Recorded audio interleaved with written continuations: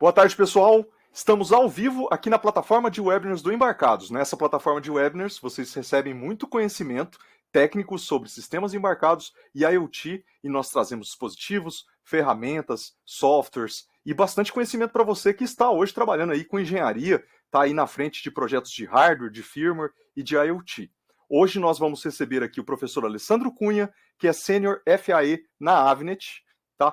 Ele vem aqui a convite da Newark e da Lateri para fazer uma apresentação sobre aprendizado de máquina e inteligência artificial em sistemas embarcados. Hoje o professor vai mostrar para a gente, né, algumas novidades de software, novidades de hardware, as ferramentas que são utilizadas aí pelas empresas para ajudar o desenvolvedor na hora de trabalhar com machine learning e com inteligência artificial. Tá? Esse webinar aqui, novamente, foi patrocinado pela Newark e pela Lateri.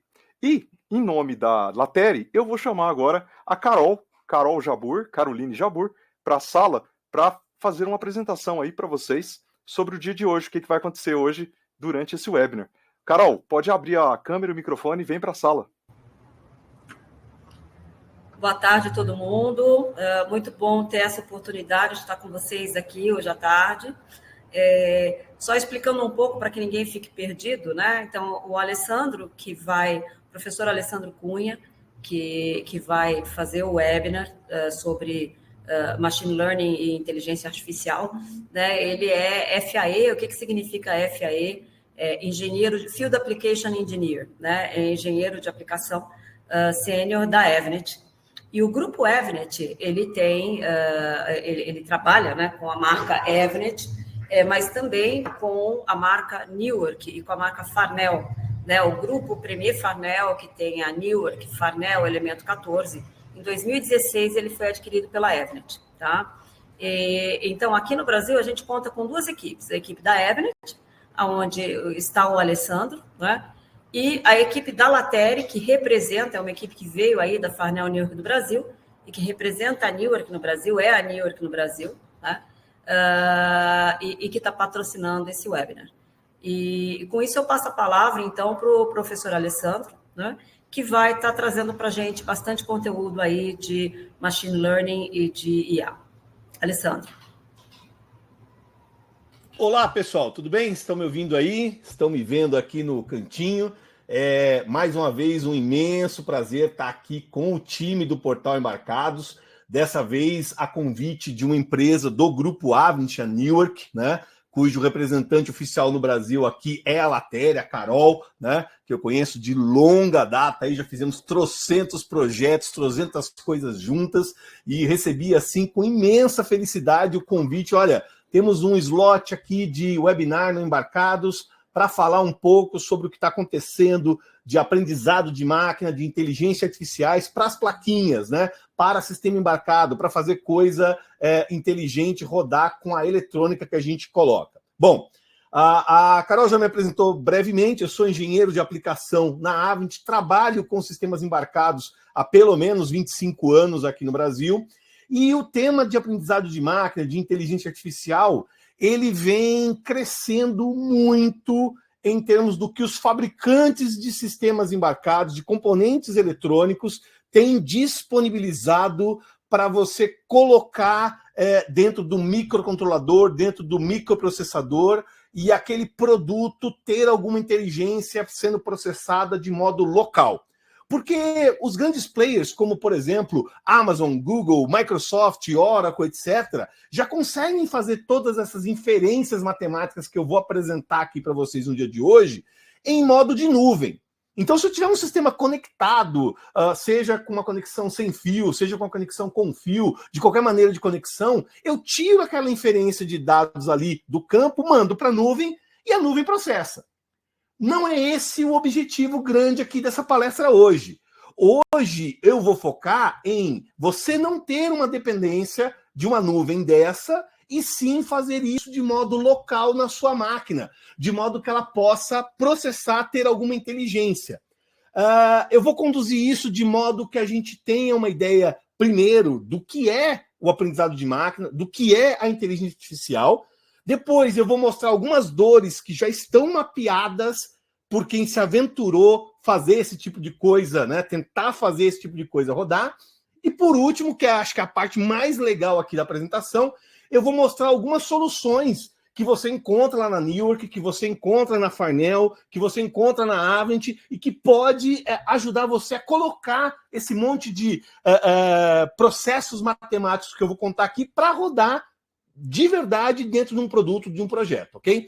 Então, dito isso tudo, essa breve introdução, deixa eu compartilhar a minha tela aqui com o material que eu preparei. Deixa eu só achar, cadê eu? Estou aqui.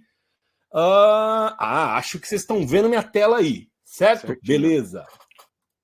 Isso, só passar um slide. Aê, então tá funcionando aqui. Meu passador de slide tá funcionando. Muito bem, galera. Então, a ideia era justamente falar um pouco sobre machine learning, sobre inteligência artificial, com foco em sistemas embarcados, e dar um overview para vocês sobre o que está acontecendo dos fabricantes de semicondutores tendo feito ferramentas, componentes, softwares que ajudam vocês a trafegar nesse pântano gigantesco que é o aprendizado de máquina, que é o machine learning, que é o deep learning, etc, etc. Tá? Bom, primeira coisa que a gente... O Thiago aqui no Esquenta, né? A gente estava ligando as carrapetas, ajustando o microfone, vendo câmera, vendo tudo aqui, e a gente estava comentando que esse é o maior público de webinar cadastrado aqui na plataforma até agora, no ano de 2024. E eu sei por que esse público está tão grande. Porque esse tema é quente, é muito quente. Muita gente olha um slide como esse que está aparecendo aí e tem dúvidas sobre entender corretamente o que é a inteligência artificial, o que é o machine learning, o que é o deep learning. São palavras que estão sendo jogadas aí por todo desenvolvedor e há uma certa dificuldade de entender onde é a borda de cada uma dessas coisas, aonde tem overlap entre uma coisa e outra, etc, etc. Basicamente, definição acadêmica que você vai achar em qualquer bom livro que trate do tema, inteligência artificial é você tentar simular, reproduzir o que o cérebro humano faz em termos de inteligência. Então, é você pegar alguma máquina e fazer essa máquina reproduzir comportamentos de pensamento de cérebro humano. Ponto. Machine Learning é uma técnica para você pegar essa máquina e fazer ela aprender alguma coisa através de supervisão humana. Então, o humano vai dar inferências matemáticas, vai melhorar o algoritmo, vai ver o que entra, vai ver o que sai, e com isso você tem a máquina aprendendo a ter determinados comportamentos que você ensinou a ela. O Deep Learning é você conseguir um data lake, um monte de informação solta ali, jogar essa informação solta e os algoritmos da sua máquina, sem supervisão humana, conseguirem aprender algo a respeito do comportamento humano, do funcionamento humano, de um determinado funcionamento de uma máquina que você precisa, sem supervisão humana. Tá? Então, subsets, né, subdivisões do que é a inteligência artificial. Eu não coloquei aqui, mas você tem mais escalas para baixo do Deep Learning ainda, né, que já estão sendo tratadas. Não é o objetivo aqui, mas esse gráfico poderia evoluir para outras coisas. E, gente, muito importante. Desde que no começo do século passado, eu estou falando da década de 1910, 1920, começaram a se fazer autópsias de cérebros humanos, começaram-se a ter microscópios potentes o suficientes para descobrir como a célula humana era montada, né? Então, do começo do século passado, 1910, até a Segunda Guerra Mundial, 1950, com o avanço da eletrônica, da ótica, dos estudos, o pessoal começou a entender o que era uma célula de um cérebro. Com esse formato clássico que está aqui, que qualquer livro hoje de biologia de boa qualidade traz essa informação para vocês. com os seus dendritos, com os seus corpos de células e os seus axiônios, né? Então você teria um terminal de entrada, um terminal de saída e um processador. O time que começou a analisar esse cérebro humano, essa célula humana, e entender como os impulsos elétricos entravam no dendrito, eram processados pelo corpo da célula e davam algum resultado lá no axiônio para a saída, eles começaram a tentar imitar esse comportamento da célula numa unidade matemática básica, numa unidade eletrônica básica. Gente, essa imagem que você está vendo é a base da inteligência artificial, do machine learning, do deep learning. É tentar criar alguma coisa matemática, eletrônica, que reproduza isso que a biologia já tem desde que o homem é homem, desde que o Homo erectus, o Homo sapiens, com a sua capacidade cerebral, começou a aprender e criar a civilização que nós temos aqui. Então, a ideia é olhar esse organismo biológico e tentar fazer matematicamente, eletronicamente, eletricamente, a reprodução do que está aí. Porque a ideia dos caras era, cara, se eu conseguir reproduzir uma célula e eu conseguir construir N células, eu conseguiria construir, aspas, um cérebro humano. Então, esse é o grande objetivo. E é óbvio que desde que começou o estudo do que é o cérebro, tá? 1910, 1920, até o nascimento do que é a primeira grande onda de machine learning, inteligência artificial, no final da Segunda Guerra, 1950. O pessoal começou a perceber que quando eles estudavam aqueles cérebros e as sinapses, que eram basicamente as conexões entre N unidades celulares do cérebro, onde um axiônio conecta num dendrito da próxima célula e por assim vai, criando conexões, N conexões, se percebeu que, no estudo do ser humano, desde que a criança nasce até chegar na fase adulta, tem-se N sinapses, conexões sendo criadas. Galera, essa imagem que está na tela, ela é muito forte para entender a inteligência artificial, o machine learning, o deep learning.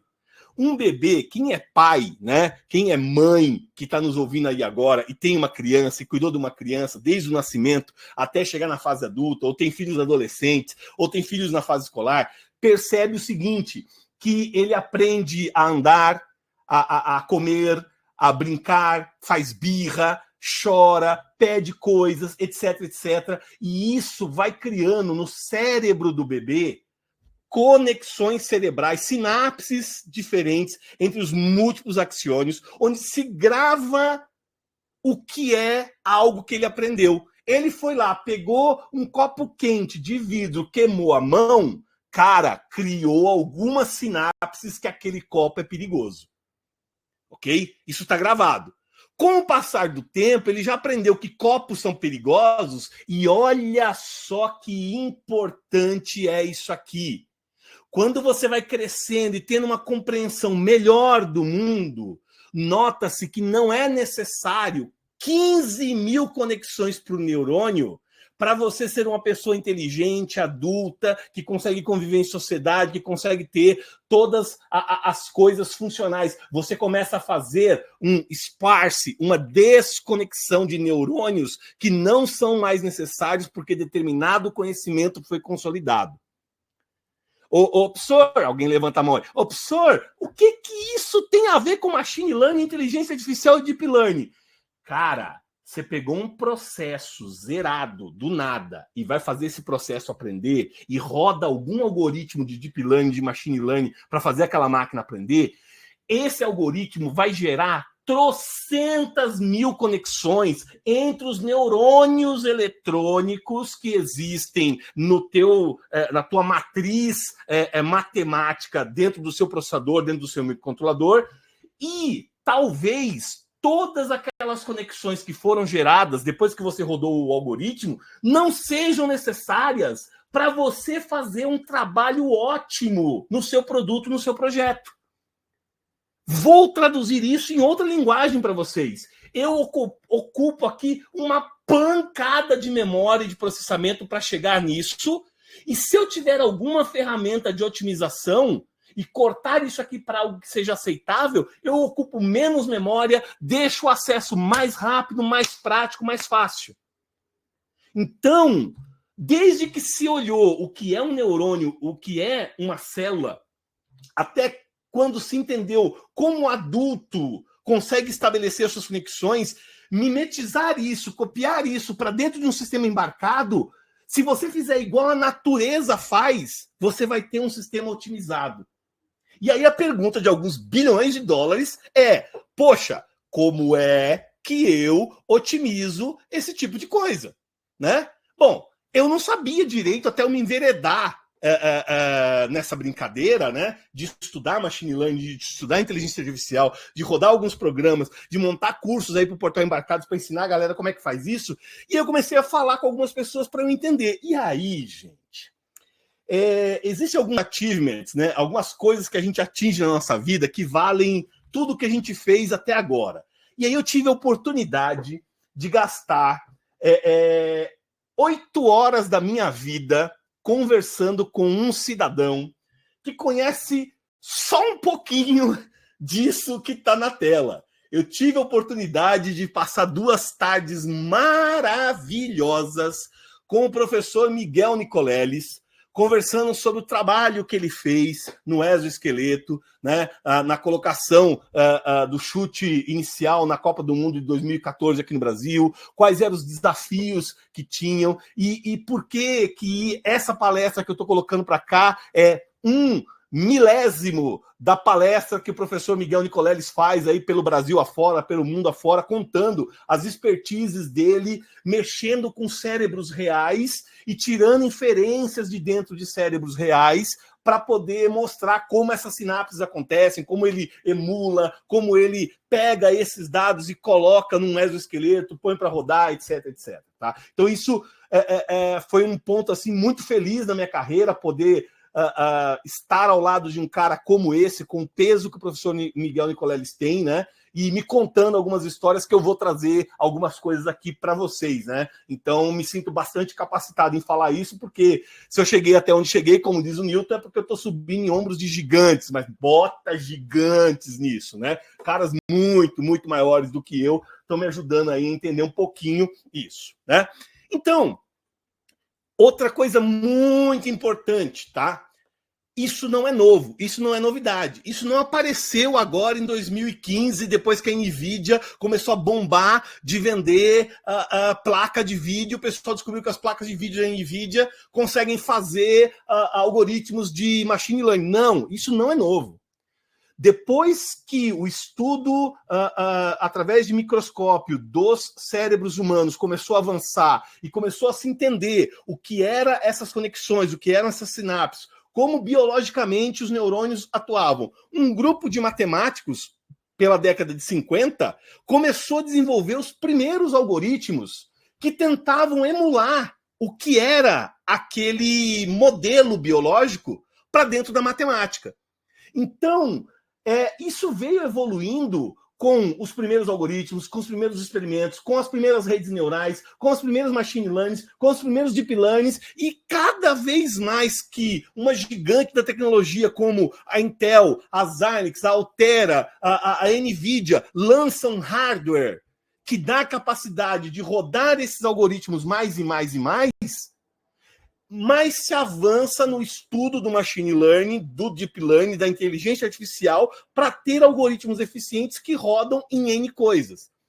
Então, há um jogo aí importante, né? E alguns invernos que aconteceram, porque o pessoal avançou bastante na matemática, mas não tinha uma eletrônica disponível para ele testar aquela matemática. Quando, no final da década de 70, começou a aparecer o transistor, o processador, a Intel lançou o 8080, o 4040, e por aí vai, né? E explodiu. E aí veio o computador pessoal lá com o Apple II, com o Steve Jobs, com todo mundo. Isso começou a dar um novo push no pessoal de inteligência artificial que puderam testar aqueles algoritmos que não tinha hardware para rodar. Aí avançou. Quando chegou aqui no final da década de 80, né, década de 80 e 90, de novo, as redes neurais, né, os algoritmos de machine learning, não tinha máquina, não tinha supercomputador que aguentasse fazer o processamento que eles estavam pensando. E aí deu Isso é cíclico, isso vai acontecendo. Basicamente, o que todo esse pessoal faz é criar algum modelo matemático que tente emular aquele desenho biológico que vocês viram. Então eu tenho aqui N entradas do meu neurônio artificial, um cérebro com alguma função matemática que é o núcleo do meu neurônio e um resultado de saída que vai lá para os meus axiônios. Se eu pegar isso aqui, conectar num outro neurônio e por aí vai, eu crio uma rede neural. Então tudo partiu dessa unidade básica matemática que foi... Bicho, isso não é novo. Esse desenho que vocês estão vendo aí na tela agora é da década de 50, 1950. O que acontece é que não tinha transistor, não tinha válvula, não tinha processador que emulasse eletronicamente isso que está na tela. Quando começou a aparecer caras que conseguiam emular isso, eles avançaram e criaram N redes, como é o cérebro. Porque o cérebro, ele não é um neurônio, eles são vários neurônios conectados. E aí, as 15 mil sinapses, né, por neurônio, na verdade, são essas bolinhas do nosso cérebro que estão conectando em 10 mil para cá, 6 mil para cá. Sacou? Criando o pensamento, criando a imagem, criando a abstração, criando a habilidade que você criou, etc, etc, etc. Então, a ideia era criar um sistema que, partindo de uma matemática básica, pudesse ser reproduzida em escala, chegando até ter alguma coisa o mais próximo possível do que é o cérebro humano. Gente, isso é a introdução de tudo. Tudo começa por aí. Aí, outra pergunta que eu recebo demais quando dou as aulas, palestras, apresentações que eu faço pelo Brasil afora, é: como é que eu aprendo sobre isso? Eu tenho algumas literaturas básicas recomendadas para você começar a entender isso. Eu coloquei aí 6 livros sobre inteligência artificial, né? Falando sobre os algoritmos, falando como que isso acontece, falando sobre a era da inteligência artificial. E eu acho que eu gosto bastante desse livro aqui, que são casos de negócio aonde a inteligência artificial pode representar dinheiro, né? Então, como você pode fazer uso disso para ganhar dinheiro, para ter alguma coisa que melhore o funcionamento de um equipamento, de alguma coisa, tá? Então, fica aí uma dica de 6 livros para vocês darem uma consultada. Então, de novo, para fechar esse tópico e a gente ir para frente. Inteligência artificial é você tentar imitar o comportamento do cérebro humano de alguma maneira, partindo lá do nosso neurônio básico e tendo a percepção de como implementar isso. Veja, gente, que esse slide que eu estou usando aqui na palestra, ele vem de um dos fabricantes que são parceiros aqui da Aventina New, que é a ST. A ST tem ferramentas para trabalhar com inteligência artificial, machine learning, deep learning nos seus microcontroladores, nos seus microprocessadores. E eles tratam isso exatamente como eu estou tratando, do básico para onde vai, né? Quando a gente vai para machine learning, aí de novo, lembra aquele subset? Eu conseguir pegar alguma coisa de inteligência artificial e dar um treinamento para essa máquina de modo que ela aprenda algo através da minha supervisão. Então, coisas que eu tenho visto assim muito na indústria, por exemplo, ter reconhecimento de objetos, ter reconhecimento de anomalias de funcionamento de máquinas, predizer falhas futuras, etc. São coisas que hoje os algoritmos de machine learning que estão disponíveis conseguem fazer com o pé nas costas, tá? Há uma tríade importante de informações para a gente conseguir colocar essa tal de machine learning para funcionar. Primeira coisa, dados. Todo esse troço chamado machine learning, inteligência artificial, deep learning, ele é um processo de garbage in, garbage out. Entrou lixo na informação, sai lixo no processamento. Se você não tem o controle do seu data mining, do seu data science, de tirar a informação correta para alimentar a sua máquina de machine learning, a chance de você falhar é altíssima. Segunda coisa, algoritmos. Se eu não tenho o desenho do meu neurônio, com os pesos que acontecem ali, com a função matemática que está ali, bem implementada na minha machine learning, cara, você não vai conseguir fazer um cérebro torto, que não tem esses algoritmos bem definidos, funcionar do jeito que você quer. Não tem educação para isso que funcione se o cara não tem os algoritmos bem ajustados. Então, eu preciso ter algoritmos bem ajustados. E outros são as features que eu quero que o meu produto, que o meu projeto tenha. Eu tenho lá um cara que é para predizer se uma esteira em campo numa mineradora vai falhar, por exemplo. Tá? Eu tenho essa feature implementada e meus algoritmos têm que fazer isso. Então, essa é a tríade da machine learning necessária para poder rodar. Professor, onde que eu aprendo sobre essa tal de machine learning? Cara, coloquei 10 livros extremamente recomendados, alguns em nível básico, iniciante, alguns em nível intermediário, que contam para vocês sobre esses algoritmos, sobre esses data lakes, como programar isso. Olha, esse livro aqui é bem legal para quem está nos ouvindo aí, das quase 600 pessoas cadastradas para assistir esse webinar hoje. Cara, tem um colocando machine learning para rodar com Python. Para quem domina a linguagem Python, tem algoritmos para fazer aquilo rodar em Python, né?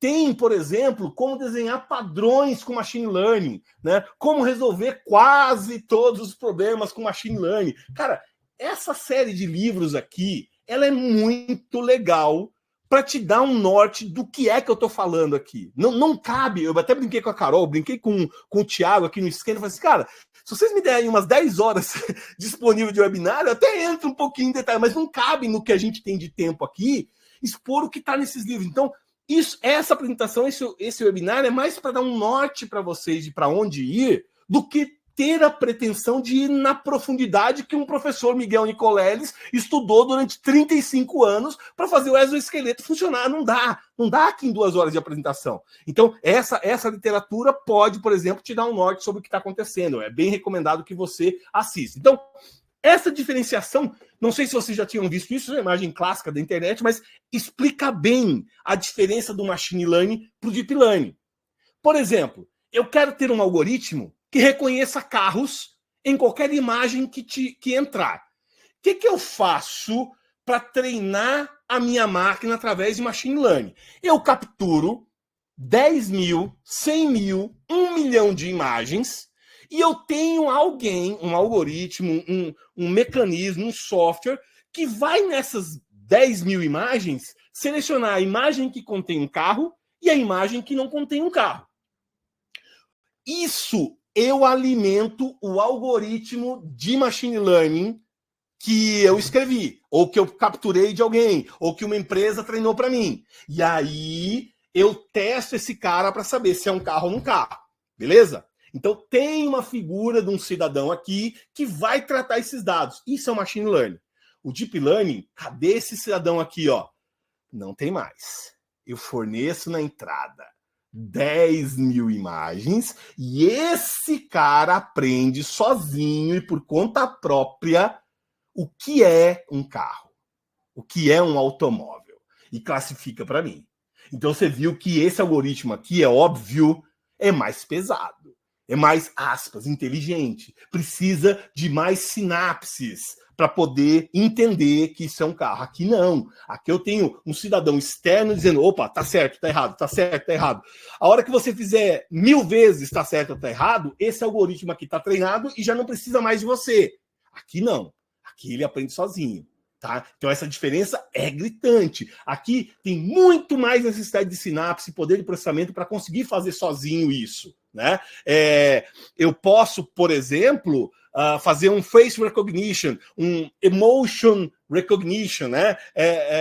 E aí, quando eu estou trabalhando com machine learning numa placa de processador, com uma Raspberry Pi conectada numa câmera, por exemplo, eu estou rodando um algoritmo de machine learning, eu vou dizer que feature que eu quero, eu vou setar, eu vou fazer o primeiro teste e ele reconhece que esse indiano aqui é o Arjun. Se eu usar na mesma placa um algoritmo de deep learning, não tem ninguém para clicar aqui e ele tem que ter uma rede neural com as suas sinapses capazes de reconhecer quem é o Arjun. Essa é a diferença. E essa diferença é pesada porque os algoritmos que estão aqui no Machine Learning são de uma capacidade, são de uma técnica, os algoritmos que estão aqui no Deep Learning são de outra capacidade, de outra técnica, e existem alguns trocentos matemáticos que já colocaram algoritmos diferentes que são recomendados para fazer determinada ação, para treinar determinada ação, para fazer determinada coisa. Então, pergunta de alguns bilhões de dólares. Qual algoritmo eu uso, cara? Não faço a menor ideia. Bom, professor, e como é que eu vou saber então? Ah, meus amigos, tem toda uma literatura contando sobre como esses algoritmos foram construídos, como eles são alimentados, como é possível eles sozinhos se treinar para reconhecer um carro, para fazer um face recognition, para reconhecer um sinal de um sensor, para reconhecer uma variação de dólar na bolsa, né? Onde é o ponto ótimo de comprar, onde é o ponto ótimo de vender. Cara, tem documentação para caramba. E aí, nesse momento aqui do webinar, você já deve estar desistindo de continuar com esse troço chamado Machine Learning e Inteligência Artificial. Porque em menos de 20 minutos de apresentação, o professor Alessandro já jogou na tela aqui 60 livros que eu preciso ler só para entender do que ele está falando. Ah, não quero mais essa porcaria. Não, calma, não desista. Calma, segura aí. Porque o que acontece?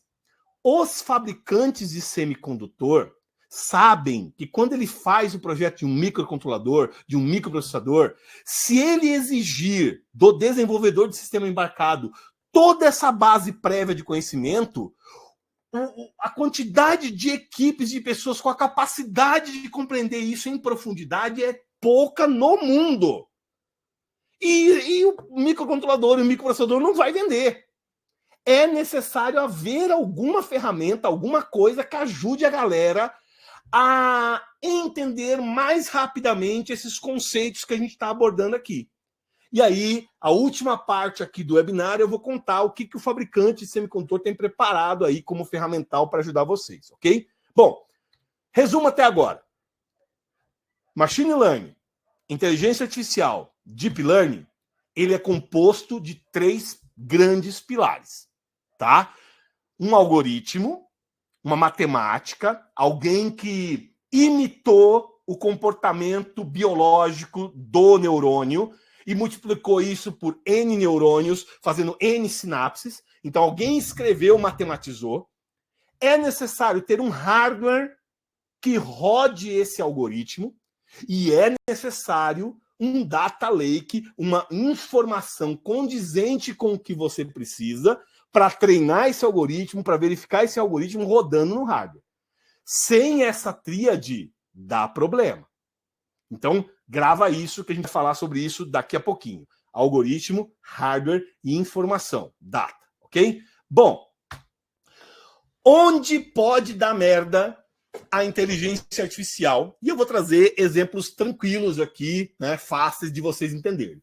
Digamos que um cliente seu contratou você para fazer num display touchscreen, igual seria a tela de um celular, igual seria a tela de um tablet, com uma canetinha ou na mão, fazer um reconhecimento de escrita. Sei lá, o cara da FedEx vem aí entregar umas plaquinhas para vocês, ele chega com um handheld e esse handheld tem que reconhecer que você escreveu o seu nome, Alessandro. Eu vou lá e escrevo Alessandro e o algoritmo lá entende que quem assinou foi o Alessandro. Não só tendo a imagem do que eu escrevi, como transformando aquela minha escrita numa palavra que pode ser salva numa posição de memória, Alessandro, beleza? Qual é o problema? O problema é que nós pedimos para 10 pessoas, só 10 pessoas, escreverem o numeral 0 até o numeral 9 com a letra delas. E o resultado que você pode ver são esses garranchos que estão aí na tela. Como é que a minha máquina de inteligência artificial reconhece que isso aqui é um número 3, mas que isso aqui também é um número 3, e que isso aqui não é um número 3, nem um teta, nem uma letra grega, psi, tá? Isso é um 2.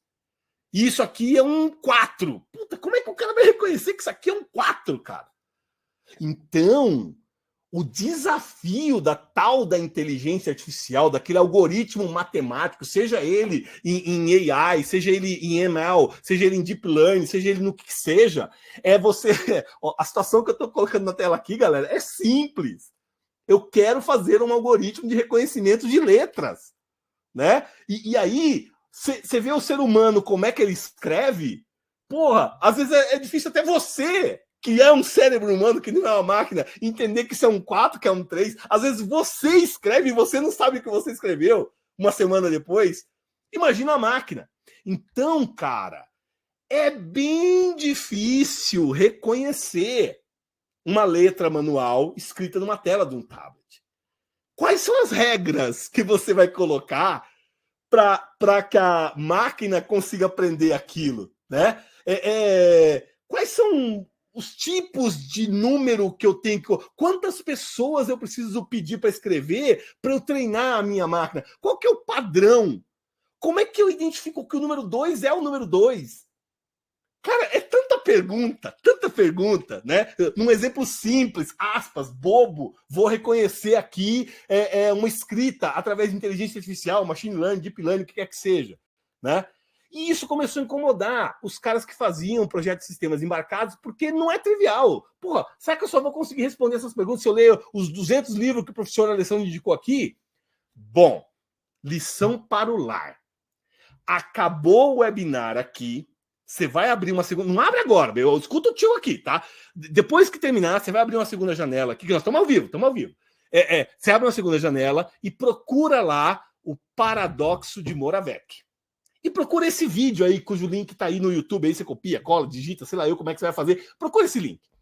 Cara, esse link é sensacional. Essa moça aqui foi lá e fez uma entrevista com 5 graus diferentes de pessoa falando sobre dificuldades que eles enxergam em machine learning, inteligência artificial, deep learning, né? E as respostas são simplesmente maravilhosas. A criança aqui de 7 anos de idade, o cara de 17 anos de idade que está no colégio, né? A moça aqui que entrou na faculdade, uma que está fazendo pós-graduação e um cidadão aqui que é o pós-doutor, PhD, sobre inteligência artificial, que por um acaso é o orientador dessa moça, né, na tese que ela está defendendo lá em Harvard, no MIT, não me lembro onde é, acho que é na Caltech. Depois você vê o vídeo aí e dá uma olhada. As entrevistas são deliciosas, porque eles expõem esse tipo de problema e pedem para as pessoas qual, na sua opinião, seria a sugestão de solução. A resposta da criancinha aqui é uma delícia de ver, mas a resposta do expert é sensacional. E ele trata de coisas, por exemplo, no Paradoxo de Moravec, que é sobre essa dificuldade, como esse que está aqui na tela. Isso aí é um algoritmo rodando numa Raspberry Pi com uma câmera em campo para reconhecer o que é uma ovelha e contar quantas ovelhas tem no pasto. Então, aquele algoritmo foi treinado com trocentos milhões de imagens de ovelha e foi tunado, foi ajustado por alguma ferramenta que eu vou mostrar daqui a pouquinho como é que ela funciona, de modo que ela fala assim, opa, essa imagem aqui, 93% de certeza que é uma ovelha. Essa imagem aqui, 87% de certeza que é uma ovelha. Se eu considerar que minha nota de corte é 70, 50, você pode setar isso, né? Qualquer coisa abaixo de 70 eu não considero. Então, se eu contar tudo que está acima de uma nota de corte, eu teria aqui nessa imagem, o algoritmo faz isso, 1, 2, 3, 4, 5, 6, 7 ovelhas. Pronto. Você criou um mecanismo para contar no pasto quantas ovelhas tem. Pô, peraí, mas de manhã tinha 12 ovelhas, agora só tem 7. Manda o cão pastor lá para buscar aonde é que estão as outras ovelhas que sumiram, né, de modo automático. Ou liga a tagzinha NFC que está no pescoço da ovelha para saber onde é que ela está. Bom, tem N coisas que você pode fazer aí, ok? Então, isso é legal, funciona e tal. Agora, assim que aquele troço chamado ChatGPT, né, lançou as primeiras ferramentas de teste, tinha uma daquelas ferramentas, lá ChatGPT, em que você entrava com um texto e pedia para que esse texto gerasse alguma imagem através de um descritivo. Então você descrevia o que você queria de forma textual e ele gerava uma imagem para isso, né? Uma brincadeira que o pessoal fez no começo dessas ferramentas era, por favor, desenhe um salmão no rio. E a primeira imagem gerada, gente, é essa que vocês estão vendo aí. Um salmão no rio. E aí eu tenho uma pergunta para você que está me ouvindo aí, cara. O que a inteligência artificial errou quando o cara foi lá e escreveu desenhe, faça uma imagem de um salmão no rio? Errou que aqui é um filé de salmão, é uma posta de salmão, não é um peixe salmão. Galera, qualquer ser humano com mais de 2 neurônios ativos vai olhar para essa imagem e sabe que, a não ser que tenha tombado um caminhão na beira de um rio e aberto a carga, não existe filé de salmão andando no rio. O que existe é o peixe salmão. E aí cabe uma pergunta muito importante. Aonde está o erro? O erro está na base de dados. A base de dados inserida na inteligência artificial contava que salmão era filé de salmão e não o peixe. Então isso precisa ser corrigido. O algoritmo precisa ser corrigido. A máquina precisa aprender que salmão em formato de filé não nada no rio. Alguém tem que fazer esse ajuste, esse setup na máquina. Esse é o paradoxo de Moravec. Coisas que para nós são extremamente simples, óbvias e ululantes, são muito, mas muito difíceis de contar para uma máquina se você não tiver um algoritmo bom, se você não tiver uma base de dados boa, se você não tiver um hardware bom para fazer isso, ok? Outra coisa deliciosa que acontece nesses erros. O cara fez um algoritmo para, no pasto, reconhecer o que é uma vaca, qual o tamanho da vaca e estimar o peso dela para saber se ela está boa ou não está boa para abate. E aí acontece uma bizarrice como essa aqui, em que me aparece uma vaca de 6 metros de largura, né? Cara, eu fico imaginando para os colegas que estão assistindo aqui a live agora, que devem ser do Rio Grande do Sul, o tamanho do churrasco que a gente vai fazer com essa vaca. Galera, é óbvio que não existe uma vaca de 5,2 metros de comprimento, né? Não tem, cara. O que aconteceu aqui é que nós temos uma vaquinha aqui, outra vaquinha aqui. E o nosso algoritmo não foi capaz de detectar que quando aparece a cabeça da vaca, quando aparece o bumbum da vaca, e tem alguma coisa no meio, a vaca não pode ter 6 metros, não tem uma limousine vaca. Sacou? Aí não inventaram a vaca limo. Né? Então isso precisa ser ajustado no algoritmo, galera. Sacou? Outra coisa do paradoxo Moravec. Fizeram esse lanche aí e botaram no machine learning para reconhecer comida. O cara identificou como sendo um hot dog com 99,71% de confidence level. Ou seja, eu tenho 99,71% de certeza que isso é um hot dog. Mano, aí a gente tem uma banana, um doce de leite e uma goiabada. É um lanche que, para quem gosta, deve ser até delicioso. Mas, galera, isso não é um hot dog. Por mais que pareça que aqui é uma salsicha, mostarda, ketchup, pão de... Cara, isso não é um hot dog. Isso precisa ser treinado. Então, isso, eu bato o olho, você que está nos assistindo bate o olho, e é muito fácil de identificar que tem um erro aí. Não é fácil fazer a máquina entender isso. Então é aí que está o trick e é aí onde muita aplicação hoje de machine learning, de inteligência artificial, falha. Falha porque não tem o treinamento correto. Não tem porque o cara está tentando arrancar sabão líquido de sabão em barra. Cara, tem um database incorreto aqui. Deep Learning não é pegar aqueles 200 livros que eu sugeri e ir para debaixo de uma piscina estudar. É testar o algoritmo. Tá? Então, a gente não vai para lugar nenhum se a gente não conseguir corrigir isso. E aí tem um dado que me assusta, que é qual a quantidade de falhas em projetos de sistemas embarcados com machine learning e inteligência artificial nos últimos anos. 74% de quem começou a fazer um projeto com inteligência artificial, com machine learning, falharam, não conseguiram colocar esse produto que eles imaginaram no comércio, à venda. seja porque não tinha um data lake, uma base de dados adequada, seja porque não tinha um profissional capaz de trabalhar com isso, né? Então, cara, um estudo feito de 1,2 milhões de desenvolvedores de sistemas embarcados, apenas 0,2% tem de verdade todo o expertise necessário para fazer a programação do zero de um algoritmo desses que eu contei. O pessoal de fabricantes de semicondutor sabe desses números e sabe que se ele contar com apenas esse 0,2%, ele nunca vai fazer o uso do microcontrolador, do microprocessador deles, ganhar o volume que eles precisam.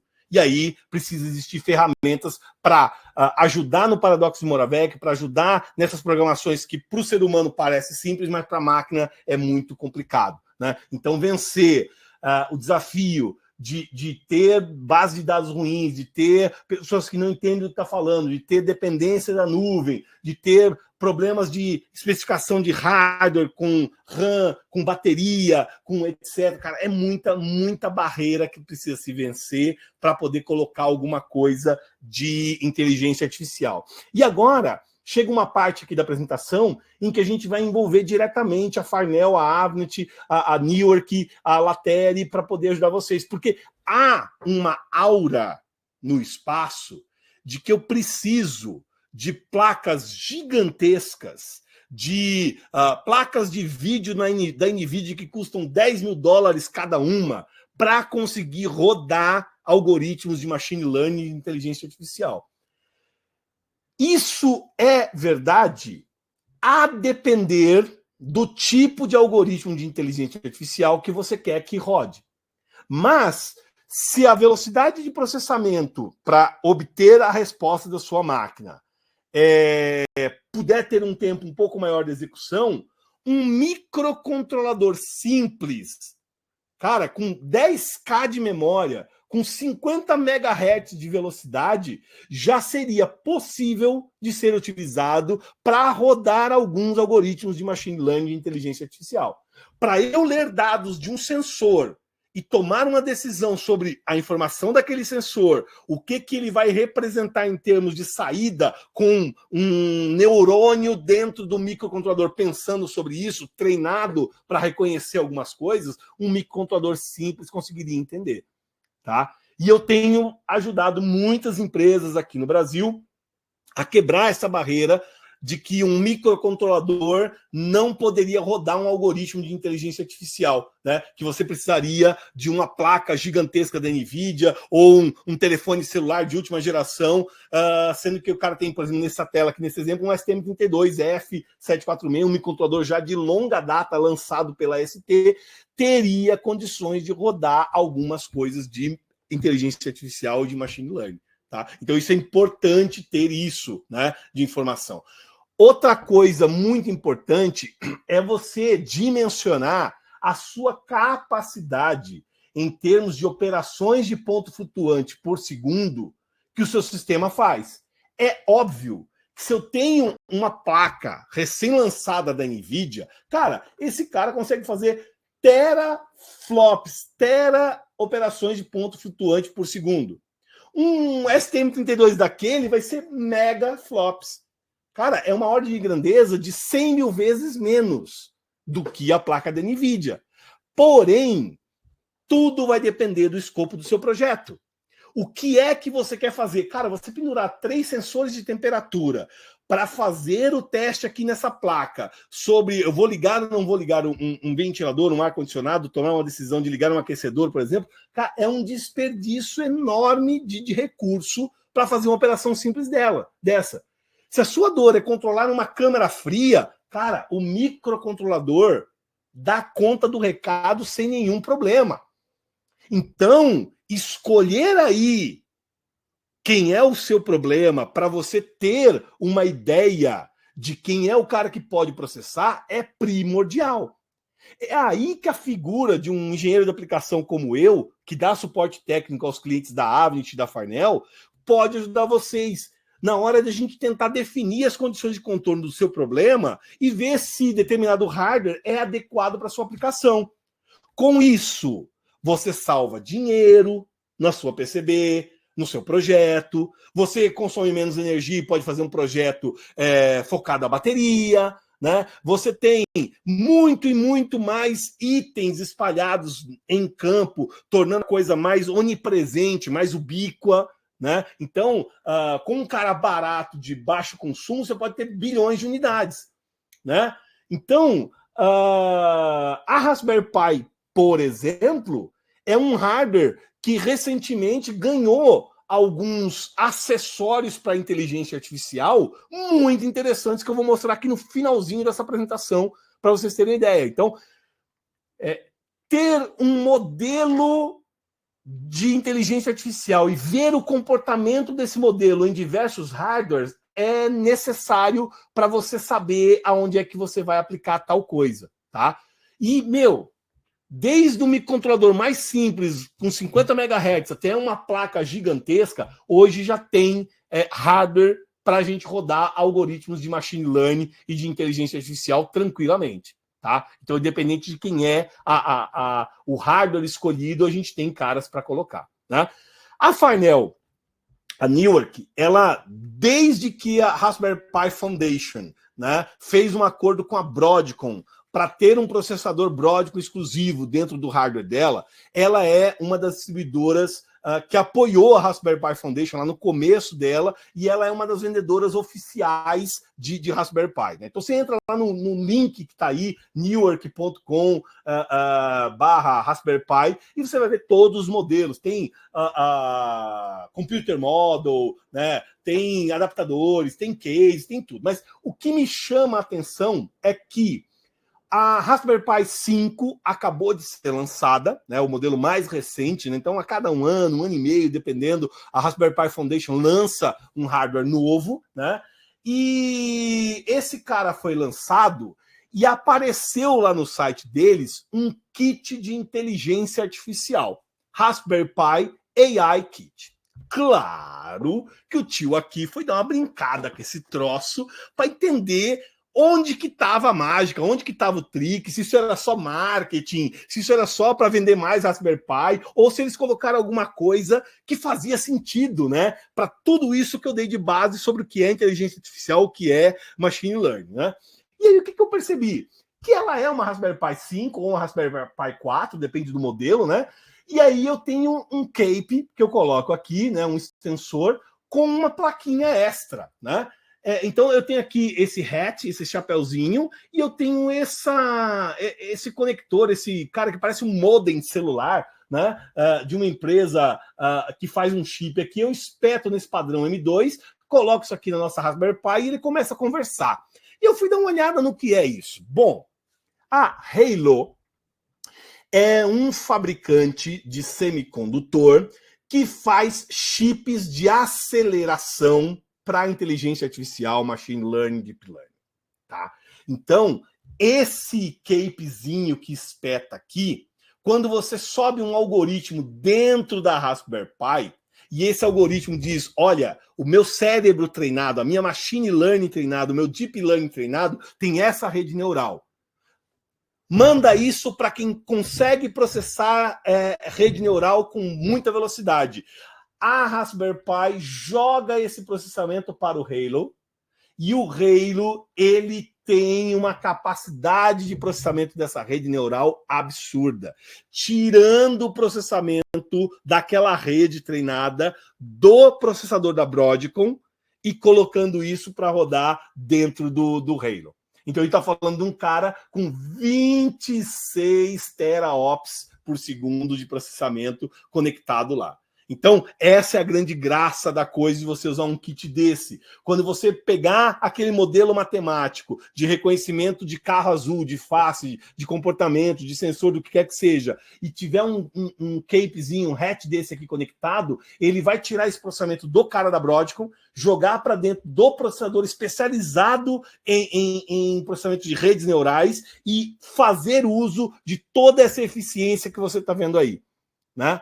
Se você entra lá no site da Halo, .ai, como está aí na tela, existe modelos prontos para você trabalhar já comunicando com a Raspberry Pi, que vai acelerar essa ideia, esse desenvolvimento de vocês. Então, esse kit de AI ele é muito interessante para você ter a parte de inferência e de treinamento do seu modelo de inteligência artificial rodando na Raspberry Pi. Né? Então você pode pegar um modelo, coletar os seus dados e fazer todo o teste aqui, fazer a inferência até que ele fique bom o suficiente para rodar. Então, lá quando a gente fala do Model Zoo, né, o zoológico de modelos, né, que a Halo disponibiliza, ele entrega aqui uma série de modelos pré-treinados para você usar.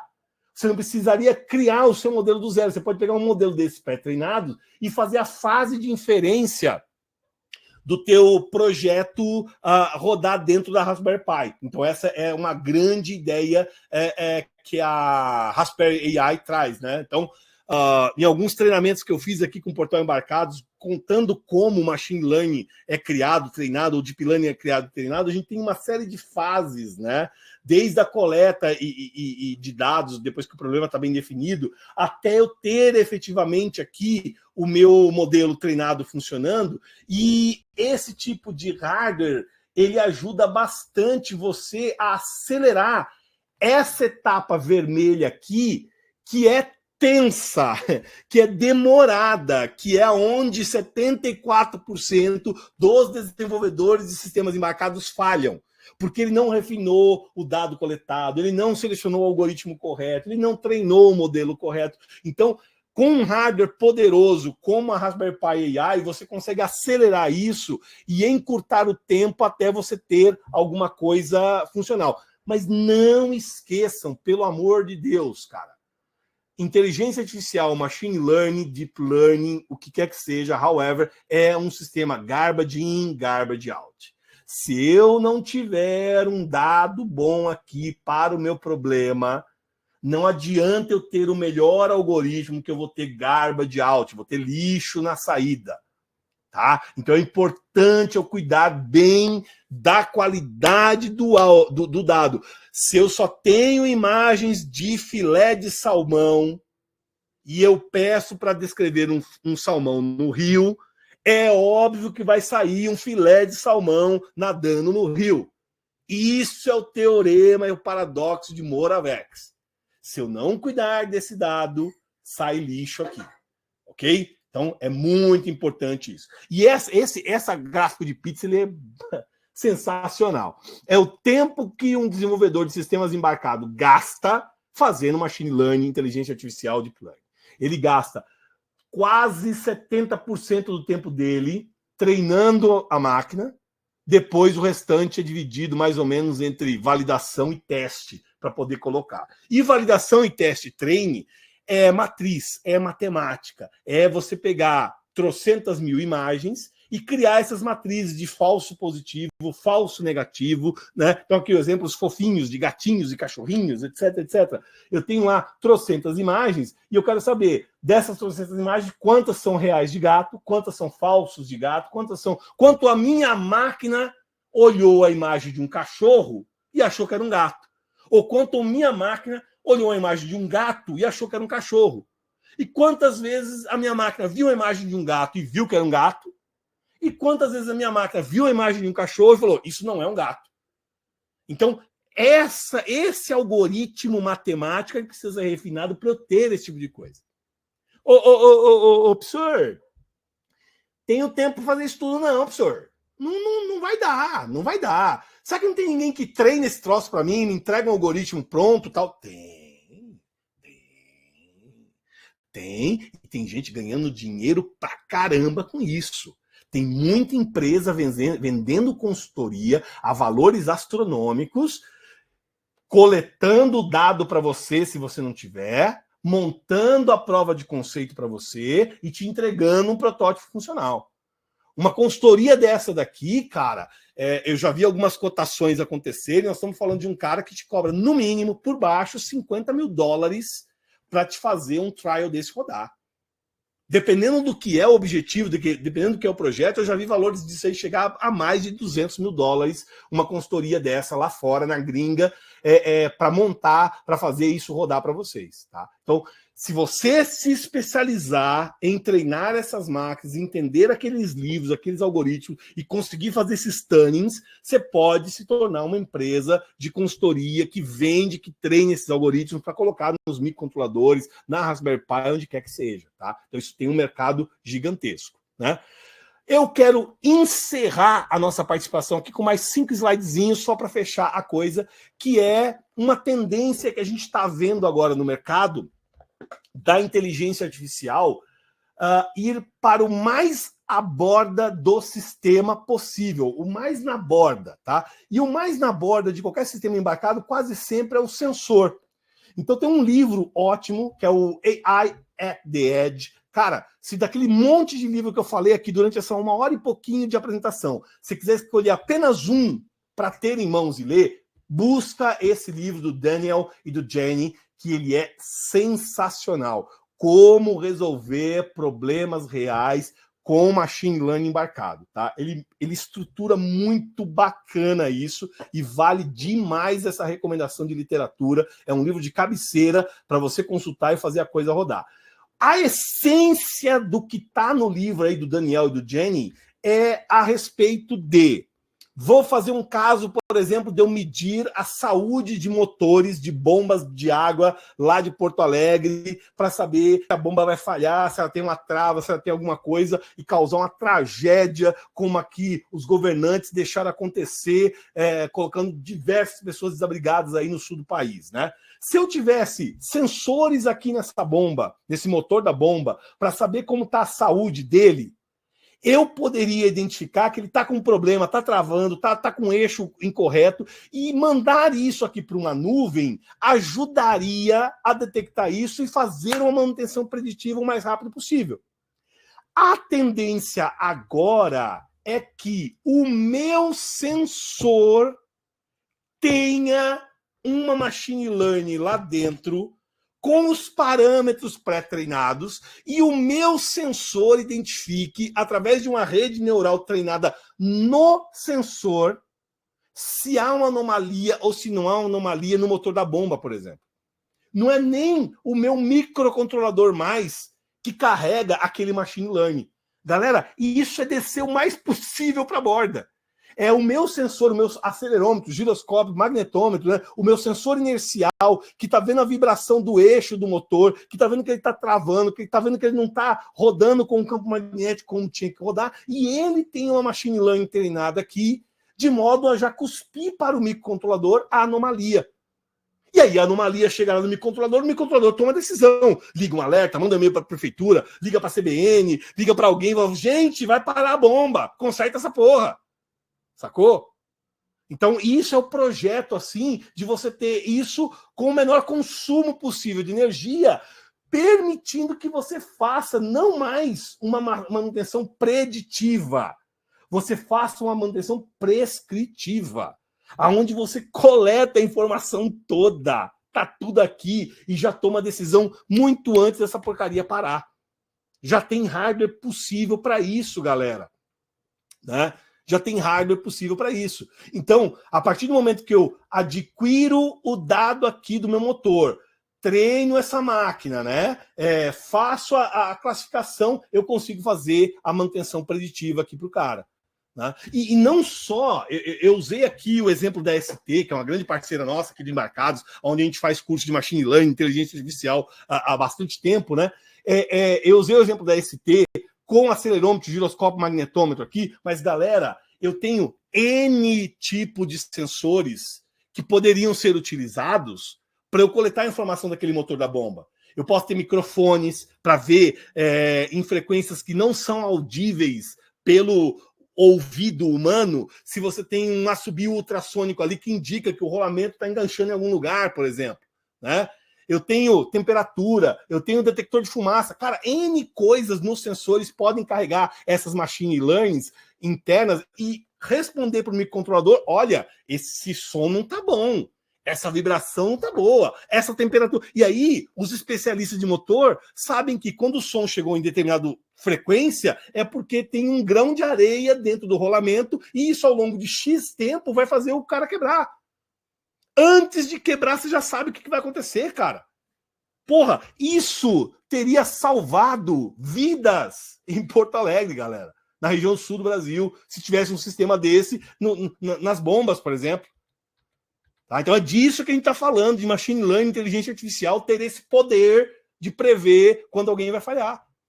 Né? Então, veja só que eu não preciso obrigatoriamente ter uma conexão com a nuvem aqui, despejando uma tonelada de dados, né? Para eu poder ter isso aqui. Eu preciso ter uma conexão simplesinha. Então, eu não preciso ter aqui todos os dados sendo coletados, mandando para a nuvem. Eu posso cortar esse cara aqui, porque, cara, se eu for criar uma nuvem, você deve ter visto aquela camiseta, né? Não existe nuvem. O que existe é um computador na casa de alguém. O computador na casa de alguém é um data center, galera. Com chips gigantescos. Aí sim, aqueles chips da Intel, da NVIDIA, da AMD, eles fazem sentido para esse tipo de... Isso é a nuvem. É um bando de gabinete deles. O que eu quero mais é cortar essa dependência com a nuvem e fazer com que o meu motor consiga ter capacidade de dizer que ele vai quebrar. Isso faz sentido na machine learning, isso faz sentido na inteligência artificial. E, de novo, galera, eu não preciso de uma placa da NVIDIA de milhões de dólares para poder fazer isso. Um microcontrolador, uma Raspberry Pi, hoje tem capacidade de rodar isso de modo muito bom. Se você não está sabendo como fazer isso, fala com nós aqui. Tem curso no Portal Embarcados fazendo isso.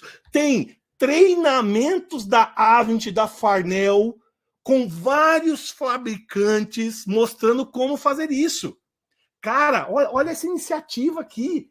Nós pegamos a nossa plataforma da Avnet, chamada IoT Connect, nós colocamos 5 fabricantes diferentes, a ST, a Microchip, a NXP, a Renesas e a Infineon, e para cada um desses fabricantes, nós ensinamos como é que faz tudo isso que eu mostrei aqui na palestra hoje.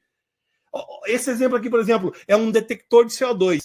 Esse cara, ele tem machine learning rodando dentro dele, ele manda só uma inferenciazinha, isso aparece lá no dashboard. Quando eu setar que o CO2 chegou em determinado nível que é perigoso para o ser humano, ele me dá um alerta. Cara, isso é uma demo pronto, com o GitHub disponível, você baixa, instala, coloca e bota para rodar. Sacou? Então é real, não é? Tá lá no GitHub. Você entra aí, você baixa o código-fonte, você baixa coisa e tal. Se você quiser fazer N dispositivos conectados, nós damos lá na Avnet 2 meses gratuitos para você pendurar 5 dispositivos e mandar 30 mil mensagens para testar esse tipo de coisa rodando. Se quiser saber mais informações, depois me pergunta aí que eu ajudo vocês.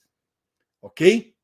Galera, era isso que eu tinha para falar. Rapidamente, para quem ainda não me conhece, eu sou Alessandro Cunha, né? Gosto bastante de rede social, tenho colocado muita atualização lá no meu LinkedIn. Quem não tem contato comigo no meu LinkedIn, por favor, me adiciona aí. O meu LinkedIn acabou virando um rascunho profissional, tudo que não fere nenhum NDA que eu tenho com os meus clientes e que são ideias, insights bacanas de inteligência artificial, de sistema embarcado, de controle de motor, de eletrônica básica, eu tenho colocado lá, né? Então é bacana você me seguir lá, tem muito post legal, os treinamentos, os webinários, os cursos que eu faço aí com o time de embarcados, com a Carol, com todo mundo, eles estão lá também, então me adiciona lá no perfil do LinkedIn. Faz um bom tempo que eu brinco de eletrônica, né? Então já tive acesso a umas coisas maravilhosas, ter acesso a microscópio eletrônico para ver placa de cliente, fazer teste em bancada, verificar o que está acontecendo, fazer LED queimar, fazer LED piscar, soltar a fumaça que tem dentro do microcontrolador até ele parar de funcionar. Então isso tudo eu já vivi. Eu me acho aí um engenheiro raiz, né? Não sei muito bem escrever inglês, mas eu sou bom de matemática, mas eu era na época da faculdade, ok? E era isso que eu tinha para apresentar para vocês sobre as novidades de inteligência artificial e machine learning para sistemas embarcados. Eu acho que ficou de bom tamanho aí. Tiago, Carol, se vocês quiserem entrar para falar alguma coisa, comentar, não sei como é que é a mecânica agora, mas as bobagens que eu tinha para falar de machine learning e inteligência artificial foram faladas, cara. Diga aí. Muito obrigado. Meus contatos. Bota a nossa imagem do outro canto aqui. Sim. Agora, por favor, Tiagão. Você mexe lá, ó. Por gentileza. Olha, meus dados estão aí, meu e-mail está aí. Quem precisar falar comigo, me achar, esse é o contato, é aí que você me encontra. Diga aí, Tiagão. Muito obrigado, professor. Obrigado pela apresentação. Não estou te ouvindo, pelo menos não estou aqui. Não sei se é a minha caixinha que... pode ser minha caixinha que desligou. Desculpe. Pode falar. Muito obrigado, professor. Parabéns pela apresentação. Apresentação aí que você fez de forma exclusiva aqui para o Embarcados. Obrigado mesmo por ter reunido todo esse material que você tem acesso, principalmente aí na Avnet, né? E todas as suas pesquisas também, e suas vivências, né? Também com esse grande encontro que você teve aí com o especialista, né? O grande especialista, que até você citou, né? O professor Nicoleles, da Copa de 2014. Certo? Ele fez o chute inicial lá, cara. Pô, vou dizer para você que as 8 horas que eu bati de papo com o professor Nicoleles valeu mais que meu mestrado no ITA, viu, cara? Parabéns. E parabéns também por todo esse background que você tem de matemática, né? E que você sempre traz de forma brilhante, assim, nos seus cursos e também para quem te conhece aí, você suporta nos projetos do dia a dia. Porque, afinal de contas, a matemática é muito importante, certo, professor? Opa! 1 mais 1 nem sempre é igual a 2 e eu posso provar. Aí, exatamente. Então, tem algumas perguntas aqui. Vamos rodar rapidamente as perguntas para a gente bater um papo, tá? Vamos lá, manda aí. Só um instantinho. Tá aqui, o César. O César disse o seguinte, sobre interpretabilidade, qual a importância de a engenharia explicar o funcionamento interno dos modelos de machine learning, em vez de aceitá-los como caixa preta, que simplesmente funcionam com algum desempenho aceitável? Essa pergunta... É César, né? César. Essa pergunta do César é uma das mais brilhantes que eu já tive nas apresentações de sistemas... Se você puder colocar minha imagem um pouquinho maior aí, não sei se dá, para eu também me ver aqui. Eu vou parar de compartilhar minha tela, não? Pode parar, isso. Isso, legal. Então, deixa eu vir para cá, que aí fica melhor aqui. Essa pergunta do César é uma das mais brilhantes que a gente teve aqui, desde que eu começo a falar aí de machine learning e inteligência artificial. Que é a dor, galera, do cara entender tudo que é aquele cérebro eletrônico do algoritmo. Cara, dá para entender? Claro que dá. Tanto é que existe um modelo, alguém treinou aquele modelo, alguém colocou aquele modelo para rodar, alguém fez aquilo funcionar, alguém entende aquele modelo. Você quer entender também? Perfeito, é muito bom você entender aquilo. Prepare-se para gastar algumas boas horas de leitura e não vai parar apenas naqueles livros que eu sugeri, tá? Aqueles livros que eu sugeri não são suficientes para você entender a fundo todos os algoritmos que estão ali, tá? Num projeto de sistemas embarcados, eu preciso entender aquilo a fundo para eu poder vender meu produto, para eu poder fazer meu produto funcionar. Minha opinião, não precisa. Você consegue vender aquilo como um projeto, como um produto e ter um produto de sucesso sem entender a fundo aquele algoritmo, assumindo aquilo como caixa preta. Qual é o problema que você tem quando você assume aquilo como caixa preta? Você não domina. Então, qualquer alteração, qualquer anomalia, qualquer coisa, cara, você não tem o que fazer. Você tem que aceitar as is, né? Como ele é. Então, isso é um problema. Se o seu produto é crítico a ponto de não poder aceitar uma anomalia estranha que você não compreende se não for na caixa preta, Cezão, todo mundo que está ouvindo a gente aí, bora estudar o algoritmo que você quer em profundidade, de modo a compreender como é que ele funciona. Não esqueça que há uma relação custo-benefício. Você vai gastar alguns meses da sua vida estudando aquele algoritmo para ter domínio pleno dele. Ok? É isso, Tiagão. Tá, joia. Obrigado, professor. Obrigado, César. Gostaria de agradecer a todo mundo que está conectado até agora. 200 pessoas aí conectadas com a gente aqui no webinar da Newark, aí, participação do professor Alessandro, da Avnet. Gostaria de fazer a pergunta do Valdemar. Para a visão computacional, aprendizado com utilização de NDVI e esses brinquedos, dá para a gente usar micro ou melhor seguir para um NVIDIA ou Raspberry Pi? Eu tenho trocentas aplicações na Avnet usando microcontrolador e que faz quase qualquer coisa de vídeo que o Valdemar precisar.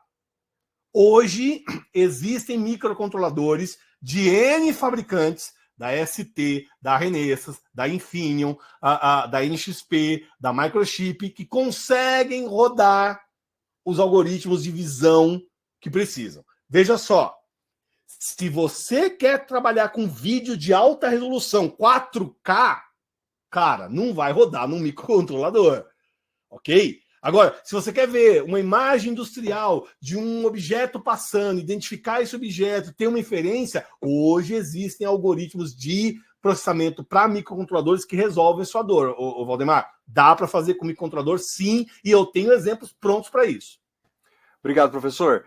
Obrigado.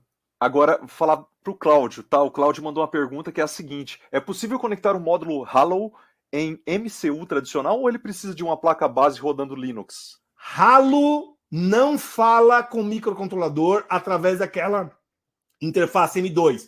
Precisa ser um sistema operacional, seja Linux, seja Android, seja Windows, tá? Então você precisa ter uma placa processada com os device drivers para falar com aquela interface M2 para conseguir tirar os dados para poder fazer essa transição de tirar o seu machine learning treinado e jogar para o Halo e devolver o resultado por ali. Com o microcontrolador, não vi ninguém escrever o device drive para isso. Pessoal, Tiagão, importante, o bloco aí não está nos sinais elétricos da interface M2 do microcontrolador.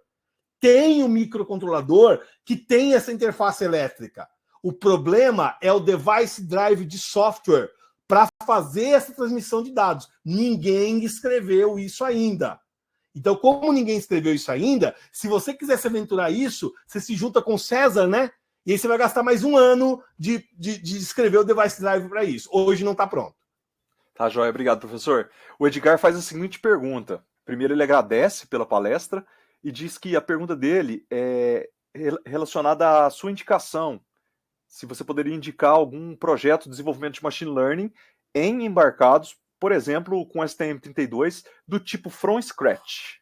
Poxa, tem 6.475 indicações from scratch lá no meu curso de como projetar máquinas de sistemas embarcados, que está aí com embarcados, cara. Nós temos lá um curso focado na STM32H7.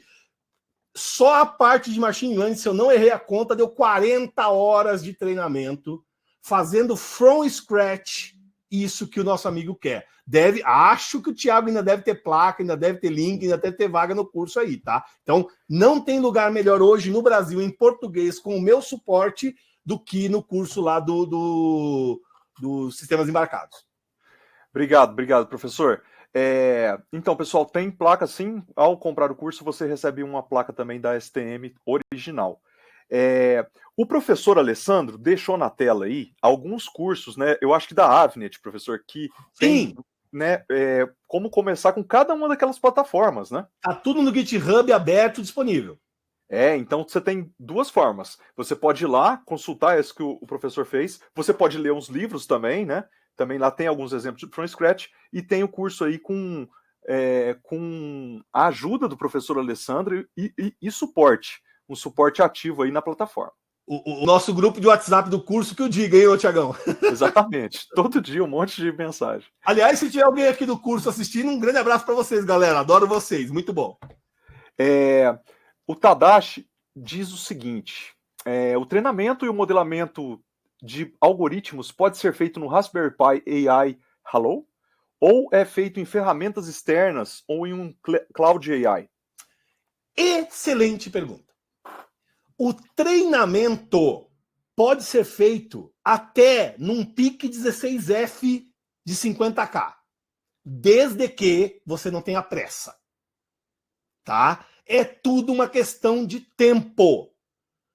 Um treinamento feito numa Cloud AI, em 2 dias, você tem um algoritmo treinado para coisas complexas.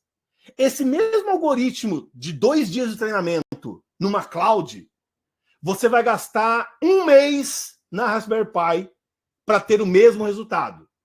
E 1 ano num microcontrolador para ter o mesmo resultado.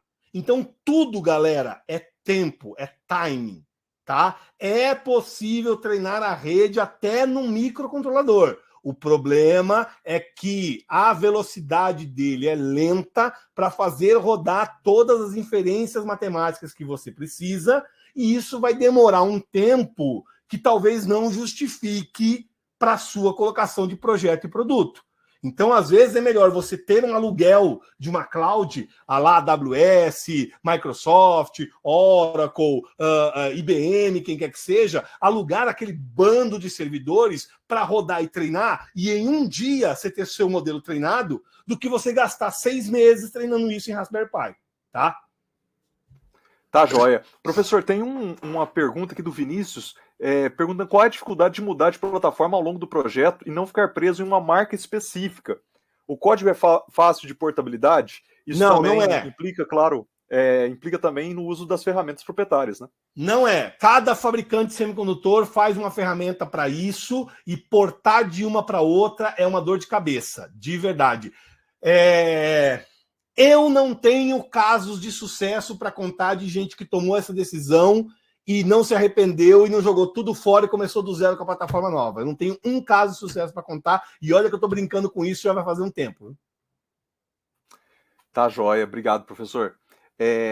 Tem uma pergunta aqui do Francisco José. É mais viável usar uma MCU com uma database interna já treinada internamente, ou fazer requisição GET-PUT em um servidor externo enviando diretamente os dados para análise?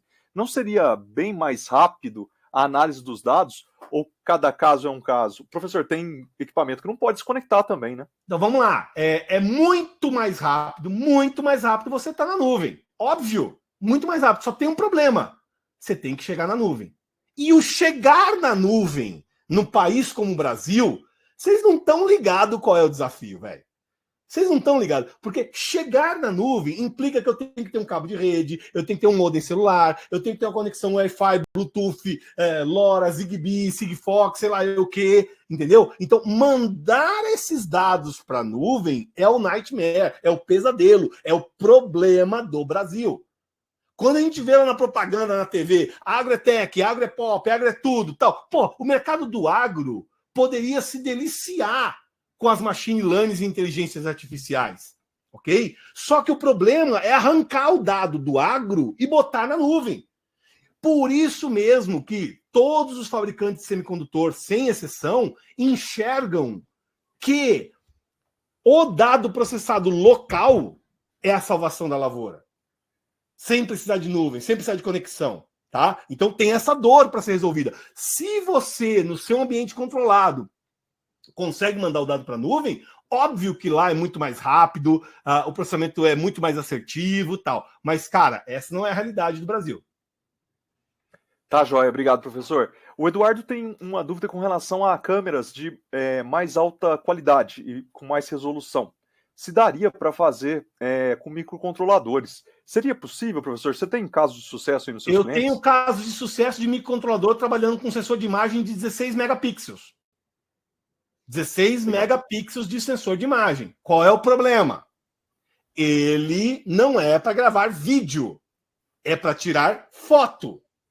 Porque se você for gravar um vídeo com um sensor de imagem de 16 megapixels, não vai ter banda de comunicação entre o sensor de imagem e o microcontrolador para poder absorver isso. Para imagem estática, foto, funciona. Com vídeo, eu já vi algumas aplicações com microcontrolador com sensores de 4 mega, rodando bem. Só que não é resolução de 4K. É resolução um pouco menor. Tá? Então, tem, mas estranho. Se você precisa de alta resolução, vídeo em alta qualidade, não, o microcontrolador não vai dar conta do recado. Tá, joia. Professor, então, tem diversas mensagens aqui agradecendo, falando que o curso é excelente, dizendo também, te agradecendo pela palestra, tá?